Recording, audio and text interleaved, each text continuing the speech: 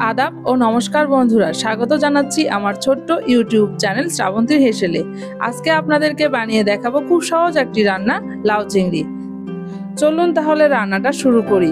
উপকরণ হিসাবে আমাদের লাগবে লাউ কুচি, কিছু চিংড়ি মাছ ও পেঁয়াজ কুচি আর দৈনন্দিন ব্যবহৃত সব মশলাগুলো।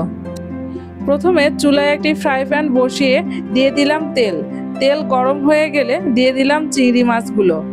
এরপর হাফ চামচ করে লবণ ও হলুদ দিয়ে মাছগুলোকে লাল করে ভেজে তুলে নিলাম।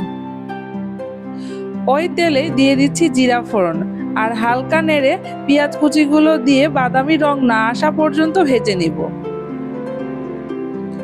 এরপরে দিয়ে দিচ্ছি 1 চামচ করে লবণ, হলুদ ও মরিচের গুঁড়া। আরও দিয়ে দিচ্ছি 1 চামচ আদা বাটা ও 2 চামচ করে জিরা ও ধনিয়া বাটা। মশলাগুলো ভালোভাবে কষিয়ে লাউ কুচিগুলো দিয়ে সামান্য নাড়াচাড়া করে ঢাকনা দিয়ে দিচ্ছি।